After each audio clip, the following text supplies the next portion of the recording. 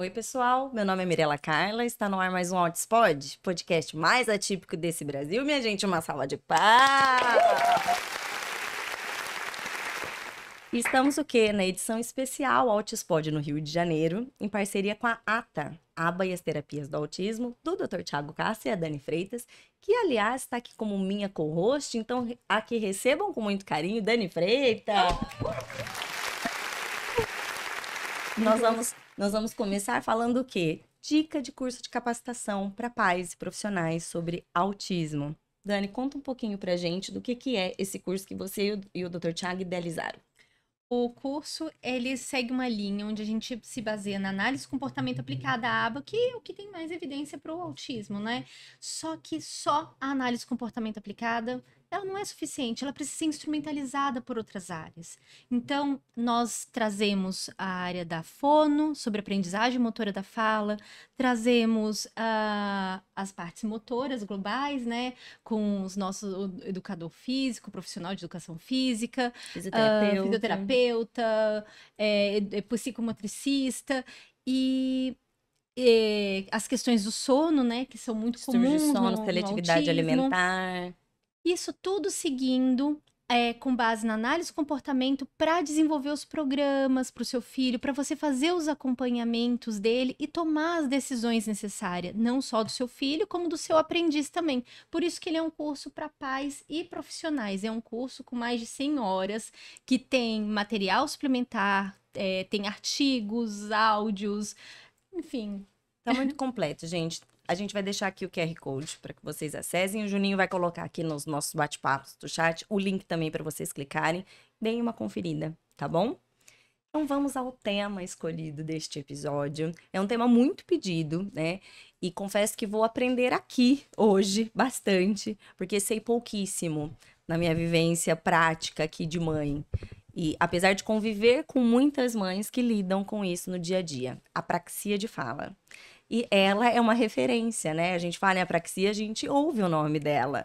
Então, recebam com muito carinho Elizabeth Juste. Uma salva de palmas, minha gente. Seja muito bem-vinda.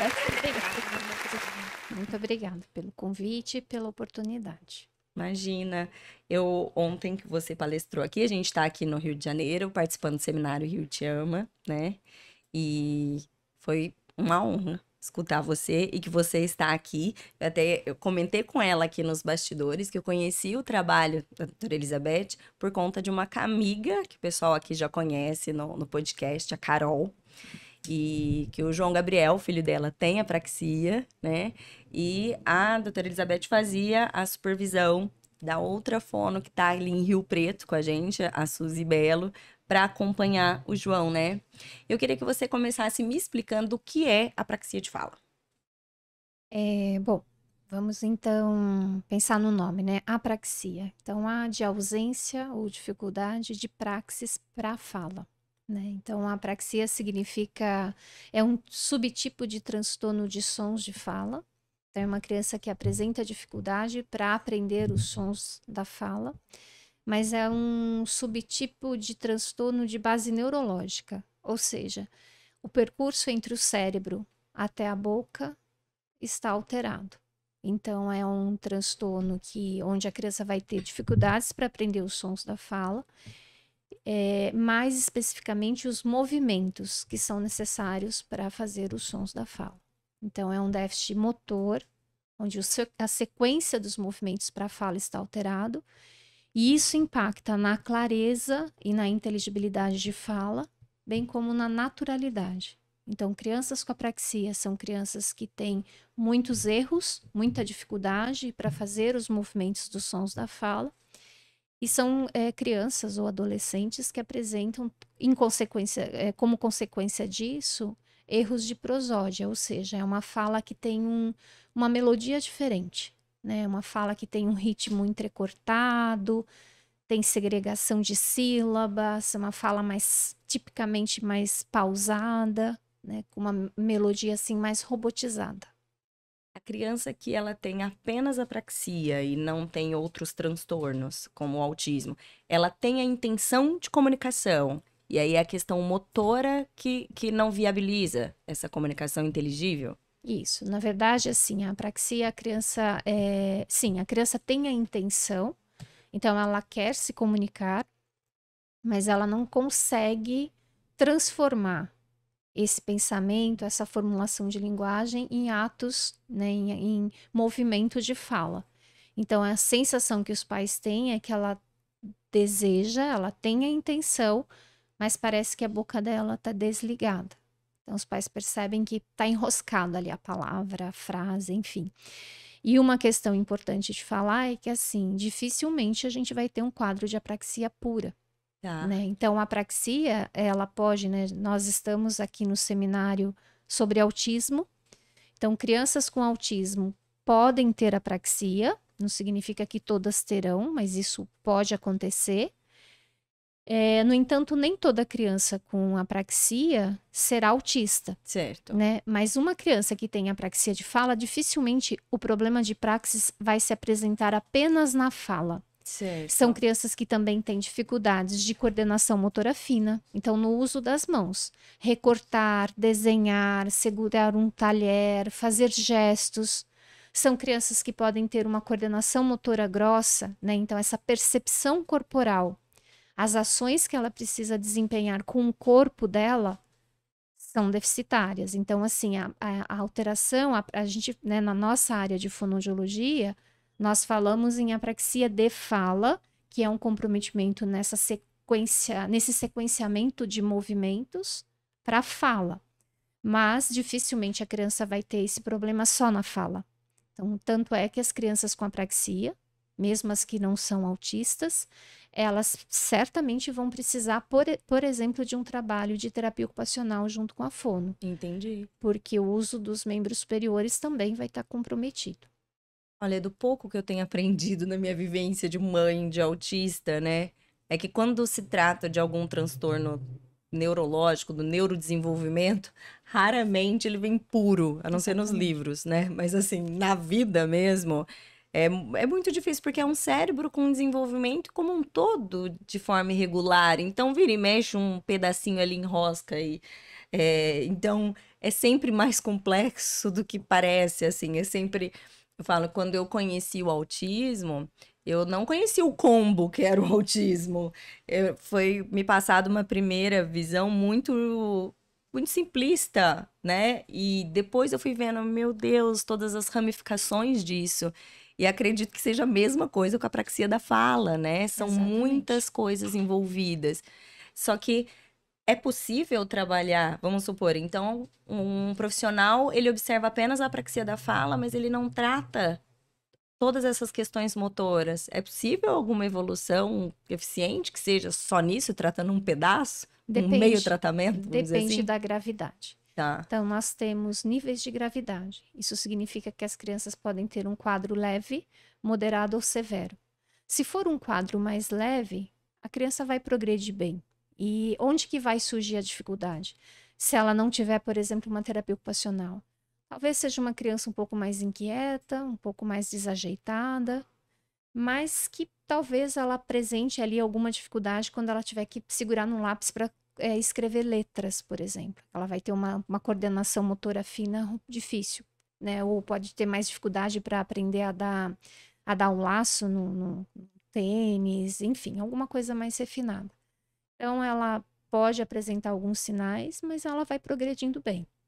Agora, se for um quadro de apraxia severa, o fato dessa criança, dificilmente essa criança vai conseguir bons resultados se ela tiver só com um fonoaudiólogo, né? Então, imagina que assim, a gente precisa organizar essa boca, fazer com que a criança ganhe percepção dos movimentos que acontecem dentro da boca, ou seja, a língua sobe, a língua vem para frente, a língua vai para trás, os lábios vão para frente em formato de um biquinho, tem uma retração, a mandíbula abre, fecha, o véu palatino, que é o céu da boca, né?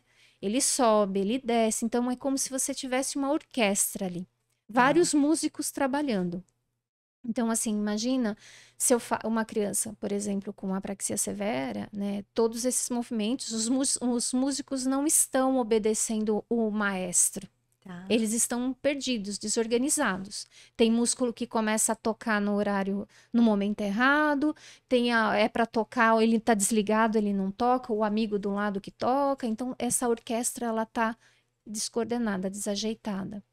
Então, você imagina como que eu vou trabalhar, por exemplo, a elevação da pontinha da língua para fazer consoantes como o som do T, do D, do L, do S, se essa criança não consegue sequer segurar ou ter um movimento com as mãos de forma adequada.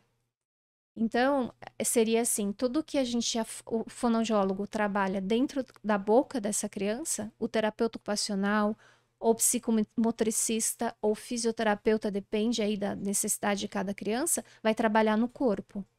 Então, se eu tenho uma criança, por exemplo, que não consegue dosar a força na hora de segurar um copo, ela coloca muita força, amassa o copo. Ou ela põe pouca força, o copo cai da mão. Porque isso é um parâmetro de movimento, por exemplo, a quantidade de força que a gente aplica. Se ela não consegue fazer essa dosagem no uso das mãozinhas, imagina ela conseguir segurar os lábios de forma na pressão adequada para fazer, por exemplo, o som do P. Doutora, e tem uma É questão, muito difícil. vocês estudam muitas linhas na fonoaudiologia, né? Existem várias vertentes. E para apraxia de fala, o que tem mais evidência? Atualmente, a gente está num momento muito rico para a apraxia, porque a apraxia não é algo novo, né? A apraxia, os primeiros relatos já faz bastante tempo, assim, né? Mas de 2007 foi quando teve um consenso a respeito desse diagnóstico na Associação Americana de Fonoaudiologia. Ali já deu uma organizada na definição, nas características. Mas nos últimos 5 anos, a gente começou a ter muito estudo, pesquisa importante, com evidência forte. E essas pesquisas indicam o que para nós? Para o tratamento de apraxia, a abordagem precisa ser de aprendizagem motora. Então, essa criança ela não vai ter uma boa resposta se ela entrar numa abordagem mais interacionista, mais comportamental, uma abordagem mais de estimulação global de linguagem. Não, a gente tem que entender se a apraxia é um transtorno que afeta o controle motor da fala, é uma dificuldade motora. Então, toda intervenção, ela tem que considerar uma abordagem motora, ou seja, a gente, enquanto está ali tratando essa criança, a gente entende que a gente está ensinando uma habilidade motora, que é a falar, que ela não está dando conta. Então, a gente segue a abordagem mais indicada agora, com mais evidência, e até eu vejo isso na prática, né? No atendimento dessas crianças. Não tenho dúvida, é de aprendizagem motora. Eu fui meio que por instinto, né? Assim, estudando um pouco e tudo, mas eu não tinha essa base. E quando eu comecei É que meu filho tem apraxia de fala, né? Ele é autista, é um autista nível 3 e tudo. Eu colocava ele deitadinho, para ele conseguir soltar alguns sons, mas... E eu queria, se pudesse, falar um pouquinho sobre esses estágios de desenvolvimento, esse processo da aprendizagem motora, se o que eu fiz, né, nesse caso, assim, de posicionar ele dessa forma, faz algum sentido, não faz? Por gentileza. Então, certamente faz algum sentido, porque a depender da posição que você o colocou, talvez ele tenha tido uma melhor percepção da respiração. Talvez essa posição tenha facilitado alguma coisa na fonação dele, na ativação da fonação, que é a vibração, né, da laringe. Então, assim, tem criança, por exemplo, olha que interessante, né, que tem um controle mandibular muito deficitário. Então, é aquela criança, isso é muito comum em criança com trissomia 21, que quando vai falar, abre muito. Você vê que a mandíbula, assim, ela despenca. Faz tem uma abertura muito exagerada de boca. E não é incomum, durante uma situação de avaliação, enquanto você está ali apresentando fazendo um teste, por exemplo, para a criança nomear figuras ou repetir palavras, porque você quer verificar se ela tem características para a gente poder pensar nesse diagnóstico. Tem crianças que debruçam na mesa e colocam a mãozinha assim aqui. Para sustentar. E aí ela começa a falar melhor. Ela já entendeu que quando ela faz isso, ela faz melhor. Aí você fala, ah, tá lindo, então agora vamos colocar a mão aqui e tira discretamente. A fala piora. Então faz sentido. Né? Então, assim, quer ver uma questão muito importante? A gente tem uma técnica, uma estratégia de tratamento que é assim, a gente, enquanto vai movimentando a criança, a gente vai praticando uma determinada sílaba ou palavra. Para a criança, que do ponto de vista sensorial é um movimento que não é ruim para ela, por exemplo, se eu colocar uma criança numa bola ou numa balança, pelo movimento global, isso é algo que pode facilitar a emissão verbal. Então, tem criança que eu coloco, por exemplo, numa bola e tô lá, papá, papá, brincando, porque o movimento global, ele é uma forma de incentivar a emissão verbal. Por que que eu tô colocando isso? A gente tem que respeitar o limite sensorial de cada um. Eu não vou deixar a criança em cima de uma bola de pilates ou numa balança ou em algum equipamento que tenha movimento, se aquilo traz um desconforto para a criança. Então, os pais percebem isso, né? Que, por exemplo, quando eu estou no parquinho, parece que ele é mais sonoro. Quando ele vai na casa da avó e lá tem uma rede, aí ele adora a rede, e eu boto ele na rede e ele fica fazendo mais sonzinhos. Existe uma explicação fisiológica para isso, né? Você vai incentivando e estimulando áreas motoras globais, mas elas são vizinhas ali, né? O meu Então, pequeno, nesse processo, eu comprei aquele livro da Margaret Fish, né? Que é maravilhoso, da uhum, abrapraxia. Que trabalho maravilhoso que a apraxia faz. Eu até recomendo que vocês conheçam. Eu fazia um circuito com meu filho, motor de subir, descer, passar por baixo.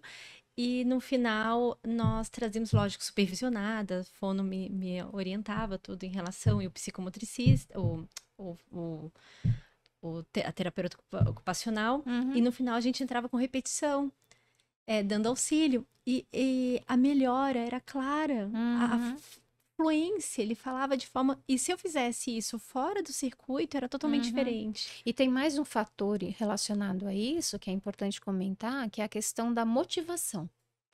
Então, uma criança que está numa atividade como essa, que criança que ela está feliz, ela está se Sim. divertindo, Engajada, né? né? Ela Ele está ali numa assim. situação natural, ela está engajada. A possibilidade de acontecer uma vontade de imitar, de se arriscar, é muito maior do que uma criança sentada numa Estática. mesinha com um monte de demanda, ela se sentindo pressionada para fazer aquilo. Aquilo talvez não tenha um significado direto para ela, ela está desmotivada e ela vai ser mais difícil. Tanto é que toda a teoria, quando a gente estuda aprendizagem motora, qual que é o item 1 de aprendizagem motora? Vamos pensar a aprendizagem motora assim para a nossa vida. Tirar a carta. Por que que a gente quer dirigir? Tem uma motivação muito grande. A Uhum. gente tem independência, tem autonomia, a Sim, gente vai poder ir para onde a gente quiser, não é? Então, assim, tem uma motivação, que é sim. eu vou tirar carta. Então, assim, a motivação é o item 1 de qualquer habilidade motora, qualquer aprendizagem motora. Então, além de ter essa questão do movimento Da amplo, técnica tem a em si. questão da criança estar se divertindo. Criança estressada não aprende. Criança desregulada, criança que está sendo pressionada, criança que está numa situação que não é legal para ela não vai aprender. Por isso que tantas vezes a gente pode ter pessoas com excelentes formações, mas que não têm manejo com criança, por exemplo. É a mesma coisa a gente Sim. pegar um adolescente, a gente está aqui agora, né, nesses dias mergulhadas aqui nesse mundo do autismo, né? Quantas vezes eu vejo, por exemplo, vamos trabalhar música. Perfeito, música é algo que é super bacana, ajuda todo mundo. Se todo mundo que tá chateado coloca uma música, aquilo muda assim a O vibe estado da. de espírito. Muda. Uhum. E para eles também, sem contar que a música tem uma série de outros benefícios, né? Então vamos pensar um adolescente ali que já vamos trabalhar música. Aí você tem um adolescente de 14 anos, né, com autismo, tal, e a gente está tentando incentivar aí alguma emissão, enfim. Aí você coloca a galinha pintadinha, o sapo não lava o pé. Faz sentido isso? Não faz sentido, né? Então independente do diagnóstico, né, esse respeito à individualidade, as preferências do paciente. Primeira coisa que se constrói em qualquer tratamento é relação, é vínculo. E isso passa por um olhar, por um cuidado, por um respeito àquilo que a criança gosta. Então, não importa se ela tem autismo, apraxia, não importa. Primeira questão é ali ela tá bem naquele momento que ela tá. E as crianças, assim, elas percebem, os pacientes, eles sentem quando realmente tem alguém ali que verdadeiramente está querendo ensinar, ajudar, ou é só mais uma demanda que ele vai ter que cumprir. Isso faz muita diferença. Doutora, tem uma questão também, que assim, o meu filho foi aplicado DTTC, né? Eu queria que se pudesse explicar, porque eu acho ele maravilhoso por ser livre, as pesquisas são fáceis de fácil acesso, né? Para outros terapeutas que queiram entender também. O meu filho, por exemplo, ele tem uma fala muito rápida. Pra gente ensinar qualquer coisa com ele tem que falar rapidão. Apesar de ele ter muita dificuldade, ele não consegue se a gente for ensinar devagarinho, mostrando. E o DTTC tem todo esse processo, né? Por gentileza, Eu não sei o que é. Eu ia até perguntar sobre da abordagem de tratamento, do que eu escuto falar só prompt. Não sei o que é prompt. Gostaria que me explicasse sobre isso. E não sei como que é DTTC. DTTC. Justamente, nós fazíamos o circuito motor e logo em seguida o DTTC seguido. O que são essas abordagens? Então, assim, esses são métodos de tratamento, abordagens de tratamento desenvolvidas para o ensino para crianças com transtornos motores de fala, incluindo, né, logicamente, a apraxia. Esses métodos de tratamento, né, eles têm ali todo um formato. E cada método, todos esses métodos, então a gente tem o DTTC, tem o REST, tem o PROMPT, são siglas do nome do método, tá?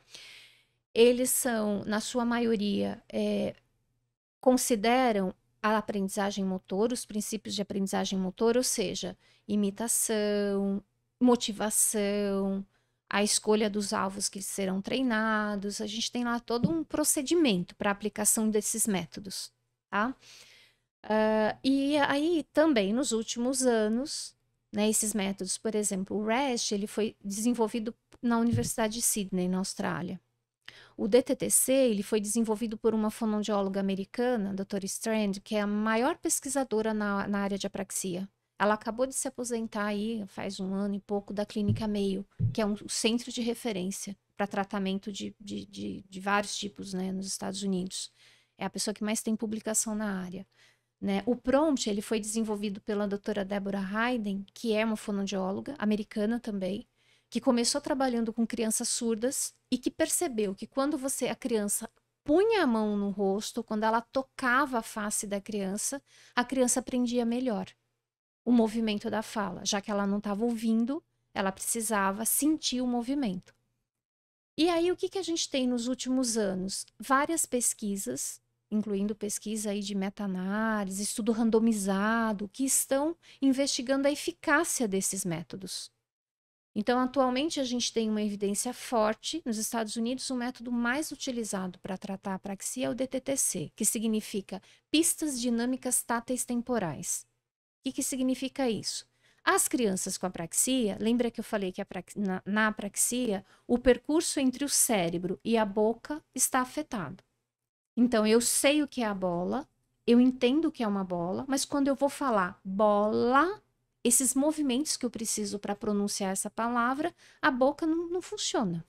Eu não entendo que eu tenho que a língua subir no L, a boca abrir no A, vozear, não vozear, o som vem para a boca, não vai para o nariz, uma série de questões que o cérebro vai dando esses comandos. O maestro, o cérebro é o maestro, mas os músicos não estão obedecendo. Tem músico que não está nem vendo o maestro. Tem um músico que está se adiantando ao maestro. Às vezes fala um bó, aí tem uma latência. E daqui a pouco também o bó vira tó, vira ó. Fala bó hoje, semana que vem já não está falando mais o bó. Tá falando o bó, aí você ensina o má, para de falar o bó. Aí fica só no má. Então, são essas características. Então, o DTTC é um método onde a criança, o fonoaudiólogo trabalha com imitação, estágios de imitação, então a gente... E com pistas multissensoriais, que pistas?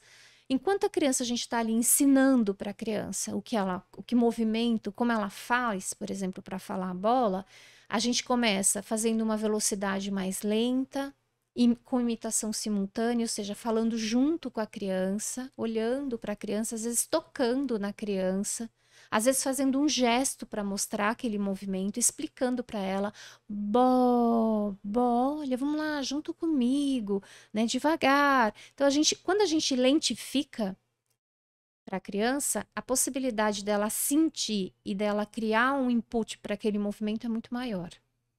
Então, o TTTC é isso, ele trabalha, é um método que trabalha com pistas dinâmicas, por quê? Conforme a criança vai conseguindo, eu vou tirando as pistas, porque eu quero que ela ganhe autonomia. Eu vou tirando a dependência de pista. Ele é temporal, porque é isso, né?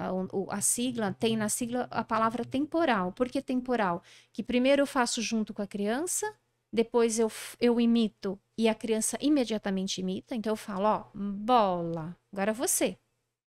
Aí depois eu vou atrasando essa imitação, eu falo, espero 3 segundos e aí eu peço para a criança repetir, até que a criança consegue fazer isso de forma mais espontânea. A gente vai empurrando a criança para que ela vá ganhando autonomia e independência.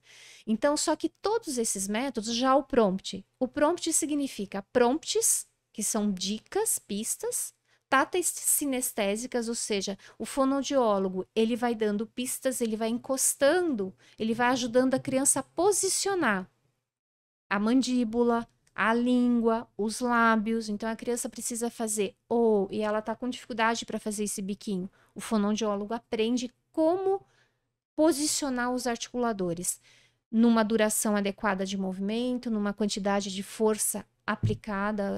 A gente vai ajudando a criança a dosar essa quantidade. É como se a nossa mão direcionasse para a criança o caminho que ela tem que fazer com os articuladores.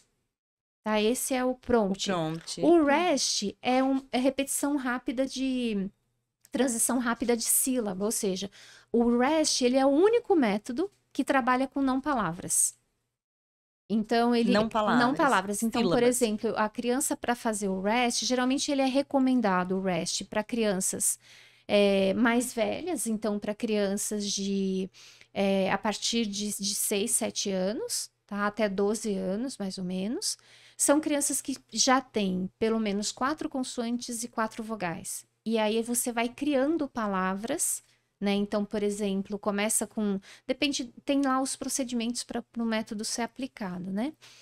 E a partir das não palavras, então, repete para mim. Quifo, pifa, pito. Por exemplo, a gente vai conseguindo trabalhar essas diferentes transições de movimento. Certo. Então, essa é uma dificuldade para a criança com apraxia. Sair de uma sílaba. Se eu falo, por exemplo, boca, eu tô saindo de um som aqui na frente, boca, e tendo que ir lá para trás. Tem criança que essas transições do lábio para a pontinha da língua, do meio da língua para a pontinha da língua, da língua para os lábios, dos 2 lábios juntos, por exemplo, vamos pensar na palavra você. Você. Olha como é diferente. Você sai de um movimento de lábio inferior encontrando os dentes superiores para C e vai para o movimento de retração. Ai, meu Deus, como é complexo. Muito difícil. Nossa. É muito difícil. Eu até, assim, só para eu não perder o raciocínio que eu ia dizer, você explicando todos esses métodos, né?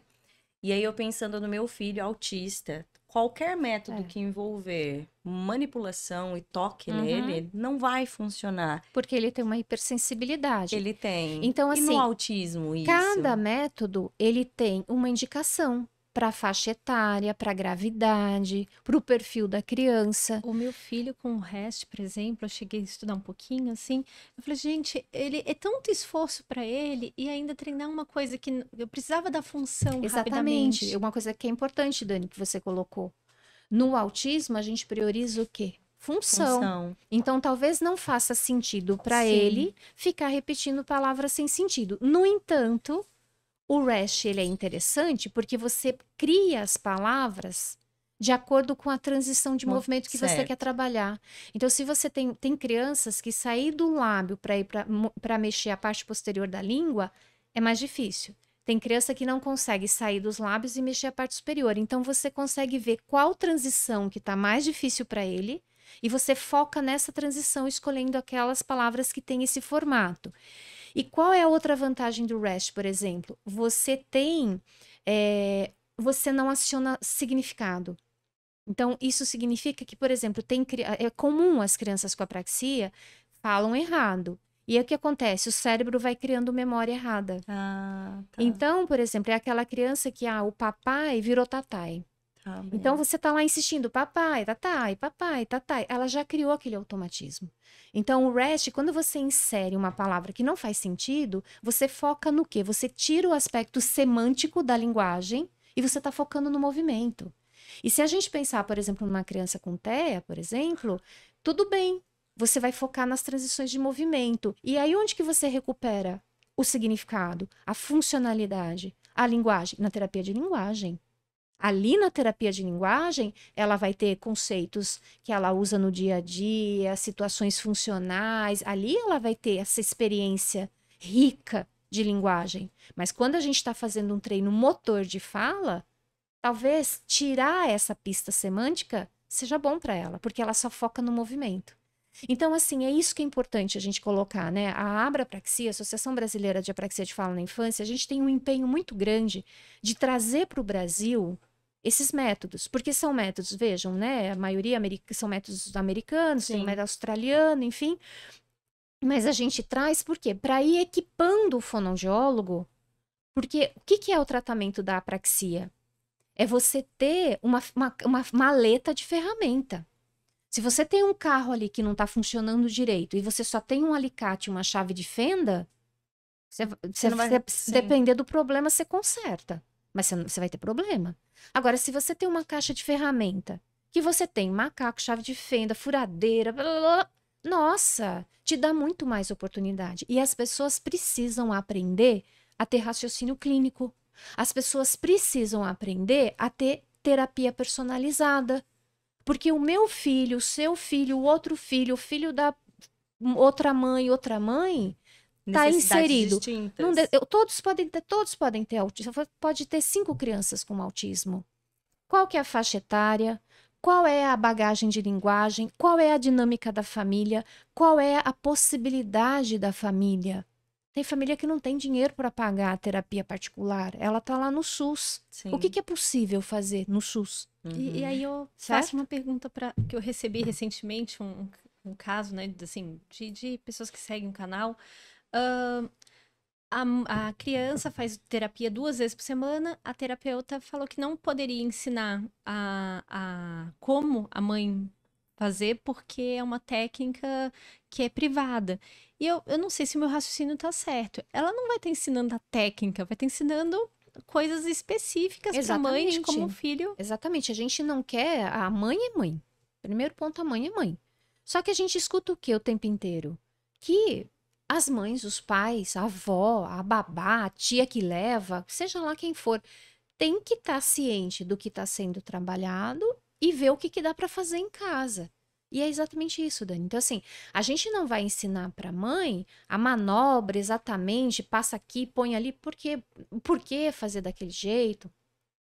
E você tem uma teoria que explica tudo aquilo que é muito específica da área. Sim, muito técnico. Mas a gente pode ensinar um único movimento. Perfeito. E naquele movimento, vamos pensar na pandemia.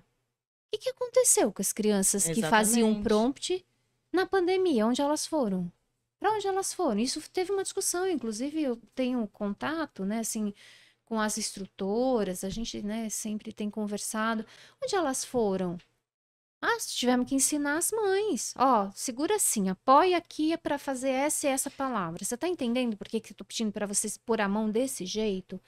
Então, eu acho que assim, isso daí tem um nome. Reserva de mercado. Tá? Isso tem um nome. Reserva de mercado em segurança. Porque assim, eu não vou ensinar para uma mãe, a mãe não vai ser fono, mas eu tenho mães que ao longo do processo, eu tenho mães que eu falo, então, sabe o fonema, o S, o X, a gente já fez, É quase que uma linguagem fonoaudiológica, porque a mãe tá tão ali no dia a dia, Engajada, engajada, e envolvida. tá tudo bem, entendeu? E Uhum. não tem esse problema. Esse Então, envolvimento das assim, famílias para mim precisa isso acontecer, né? isso daí tem, isso é reserva de insegurança, reserva de mercado, você tem vários nomes, entendeu? E é isso, vamos pensar uma mãe. Se você, né, assim, qual que é o mundo? Morar na região sudeste? A gente tá ótimo, né? Tá em São Paulo, acesso à informação, oportunidade de escolha de profissional, e mesmo assim tá difícil. Sim. Agora vamos lá para o interior da cidade do. Eu sempre dou exemplo, até falei isso na aula ontem, da mãe que eu encontrei em Belém, que viaja lá 6 horas de barco para levar o filho para terapia. Toda semana, meia hora de terapia. Vocês acham que essa mãe, meia hora, viajando 6 horas de barco para conseguir uma fono que atende 5 municípios? A fono atende surdo, autista, velhinho com AVC, velhinho com disfagia, criança com dislexia, com linguagem. Vocês acham que essa fono vai fazer o que com essa criança? Viajando 6 horas de barco? Não, vamos pensar o que é essa mãe. Enquanto mãe, o que é pode possível fazer? Perfeito. O que dá para fazer? Então, esse é um desafio nosso como profissional, entende? E assim, e ter bom senso. Eu não vou ensinar uma coisa para a mãe que pode. Se a mãe apertar demais, se a mãe não souber fazer, ela desloca a mandíbula da criança, ela vai apertar, a criança vai chorar, não pode. Mas a gente tem um jeito de demonstrar, de explicar. A gente é só entender como é que você faz esse ajuste, entende? Sim. Então, por exemplo, a criança não aceita o toque e ela está começando agora. Bom, a TO vai ajudar. E o que a mãe pode fazer? Pode começar a brincar de passar creminho. Na hora que está comendo alguma coisa, faz um bigodinho. O pai pode chamar para passar coisinha de barba. Lógico, se a criança aceitar, se a gente Sim. perceber que não é algo aversivo. Como é que a gente tira a aversão? As nossas crianças todas têm questões sensoriais, tanto as crianças com autismo, como as crianças com questões motoras de fala. Porque todo esse mecanismo motor de fala, ele é sensório-motor. Quando eu tô falando, eu tô ouvindo. Então, se eu fizer assim, mamama, eu sou um bebê. Mamamamama, eu tô ouvindo. Mamamama, eu tô vendo a minha mãe fazendo. Mamama, informação visual. Eu posso estar olhando no espelhinho, mamama, brincando. E eu tô sentindo. Percebe como a fala é multissensorial? São. Então, se eu tenho uma mãe, uma criança que tem uma aversão, eu não posso propor essas brincadeiras. Ó, mãe, me ajuda. Ah, pega no pezinho, aí sobe teu joelho, né? Uma massagem, um bebê. E outra, eu vou com jeito. Eu já vejo cenas horríveis de gente que trabalha com prompt com unha grande. Aí vem falar que a criança não aceita o prompt. Isso é regra, não entra no curso quem tá com unha grande. A Gabi deixa uma lixa lá na mesa pro pessoal lixar a unha. Como assim você trabalha com criança, você tem... Desculpa, você vai ter que mudar o seu formato. Bota uma unha postiça pra ficar o sábado e domingo. Chegou na segunda, tira essas unhas. Eu até brinco, eu fiz até um vídeo Entendeu? esses dias. Eu falei, ó, gente, essa unha daqui não pode, tá? Não pode, porque assim, entende? Aí, e outra, pede pra alguém colocar a mão no seu rosto. Coloca a mão na bochecha da Mirella, Dani. Vai, deixa, não assim. Faz assim. Faz assim. Faz como Faz estão assim. indicando pra Faz que, assim. pra que aperta a façam, bochecha né? dela. Pode apertar, Aperta. pode apertar. O que não você tem- sentiu, Mirella? É que se ela te avisou. É, Alguém sim. colocando a mão na boca da gente. Não, é e horrível. desavisado. Não, lógico que é. É invasivo. É, não, essas Então, assim, manipulações são... todos esses métodos são ótimos. São ótimos. O prompt, ele O problema ajuda não é o muito. método. Não é o método. Não é o método. O problema é você ter raciocínio clínico, bom senso e ver quem está na sua frente. Se é adequado, o que que cabe. E esses métodos, eles têm requisitos. Então, para a criança poder fazer o prompt, não pode ter hipersensibilidade, tem que ter intenção, tem que ter uma relação. E o pessoal esquece. Tem uma página, eu traduzi essas apostilas todas. Eu sei muito bem tudo que está escrito lá. Então, assim, você tem que construir uma relação de confiança com o seu paciente. Uhum. E não você colocar ele ali na sua frente como se fosse mais um. E tem mais uma coisa que é criminosa. Mais uma coisa que é criminosa. Criminosa no sentido de eu falar pra você, vem cá, Dani, eu vou atender seu filho. Eu tenho prompt. Nossa. Vem cá, vou atender seu filho. E aí eu boto seu filho na terapia. Aí no meio da sessão faz assim, muito bom, tal. Eu fiz o prompt. Isso significa o quê? Que tá no meu currículo, você veio me procurar. Porque tá no meu currículo. Você viu lá, a Elizabeth tem, eu vou com ela. Pergunta no dia a dia se realmente eu tô fazendo o que é pra ser feito. É muita responsabilidade, gente. E tem que estudar. Tem que estudar, não é fazer curso. Prática, O curso são supervisão. 3 dias, você sai final desnorteado de do semana. curso. E agora, ainda com pandemia, virou online. Ficou mais difícil ainda. Agora tá voltando os presenciais. Mas tem que estudar, tem que ter cuidado, tem que ter manejo, tem que ter olhar. É um paciente. Não pode essa coisa de. Ixi, a coisa é complexa. São vidas, né? E o tempo Impacta. passando, né? Eu sei bem o que é isso. Então é isso. Ficou claro dos métodos, assim, que Super. são vários. Aprendi tudo. Eu queria E assim, e tem finalizar. criança, eu vou contar, ó, tem o paciente que eu começo a atender com 2 aninhos. Aham. Opa, vou usar aqui os princípios do DTTC. Opa, foi. Ou do prompt. Agora eu vou migrar aqui um prompt. Tô usando o prompt. Aí ele vai. Ele tem 7 anos. Nossa, DTTC pra ele não vai mais. O prompt não vai mais. Eu vou usar o prompt só para colocar aqui o URAN, sei lá qual som que tá faltando.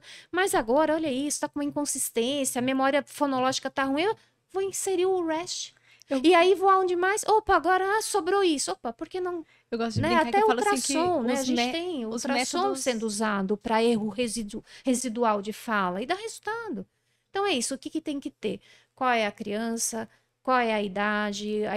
Tudo isso tem que ser A analisado. maletinha de ferramentas. Eu brinco né? que o método é para facilitar o profissional, não a criança. A gente vai pegando esses métodos, Exato. vai entendendo ele. E se você tem uma na criança, análise vamos lá, comportamento vamos mais a fundo aí. A maleta tá lá.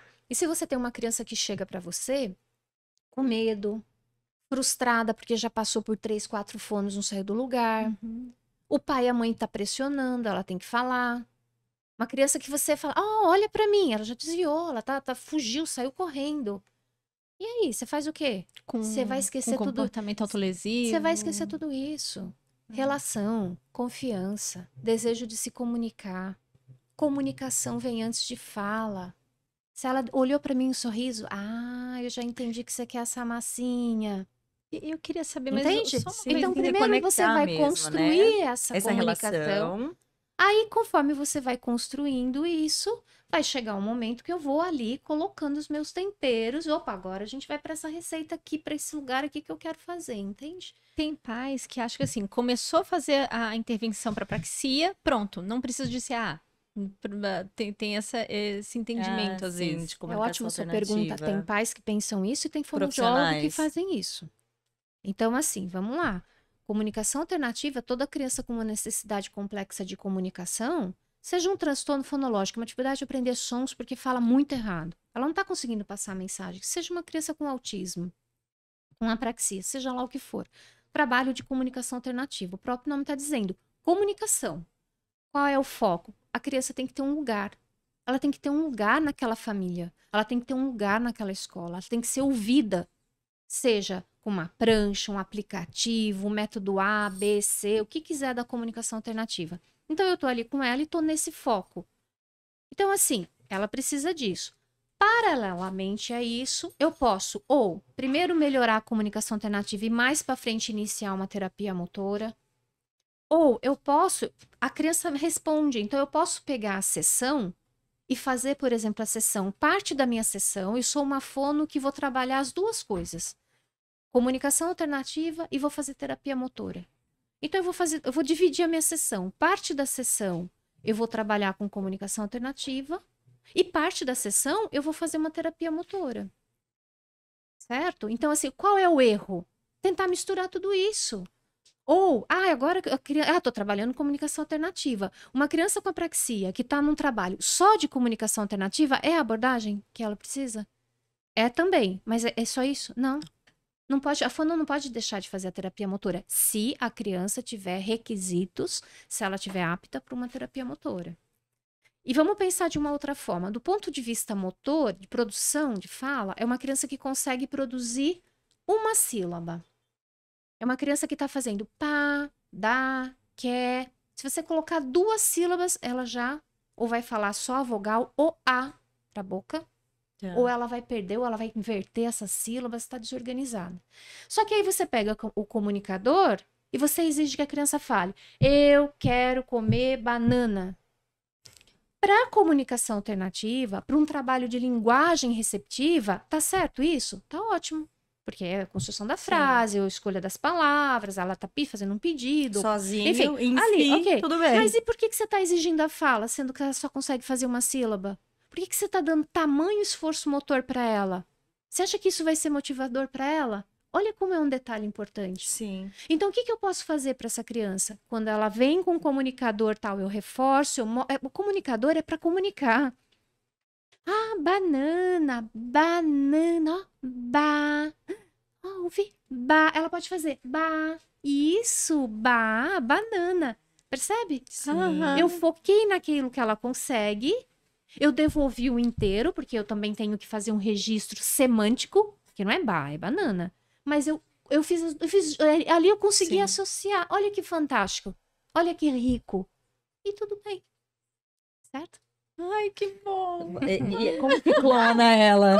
Como que a gente... Já estão fazendo clones por aí, Beth, pra gente clonar você e sair distribuindo por aí? Faça um favor para todos nós. Passar Como, o como é que a seu- gente te acha? Eu não sou de rede social. Não, seu tenho e-mail, endereço. por favor, a gente seu tem que contato Tô brincando. profissional. Olha, vamos lá. Seu Eu ponto no mapa. tenho um site que é o atrasonafala.com.br. Tá. Então, meu site está lá, tadinho, desatualizado, porque eu nunca tenho tempo. Eu tenho meu Instagram, que é @ElizabethGiusti, mas já vou avisando que dificilmente eu consigo responder mensagens lá. Mas no site, que esse atrasonafala.com.br, tem lá um telefone de contato, um WhatsApp do consultório, Isso. tem um e-mail. Possam Eu falar penso com que é você. isso, né? Perfeito. É, favor. isso mesmo, onde possam Obrigada, te achar. meninas. Espero que eu tenha Obrigada ajudado. por esse E bate-papo, que sem a gente dúvida. consiga, né? Eu tenho muito orgulho de ser fonoaudióloga. E eu tenho muito orgulho do que a fonoaudiologia faz e pode fazer pelas pessoas. A gente está aqui no seminário de autismo. Eu acredito muito no potencial deles. E assim, e para os que não têm uma possibilidade de fala, que eles sejam respeitados também nisso. Que o desenvolvimento, que estar nesse mundo, né? Vai muito além do articular. Lógico que a gente quer que eles falem, mas que a gente respeite também, né? O que eles podem, né? Mas a gente, Perfeito. como fono, a gente tem que trabalhar para tirar o melhor e fazer com que eles atinjam o máximo, assim, né? Mas antes disso, cuidar da relação, do lugar, né? Tudo isso é muito anterior a qualquer técnica. Doutora, foi um Né? privilégio. Foi um te- privilégio. Ah, Uma salva de obrigada. palmas. Tô me sentindo aqui Tô me sentindo na Globo. Muito obrigada, pessoal. Fiquem ligados. Então, nos Obrigada. próximos episódios que estão por vir. Um beijo. Tchau.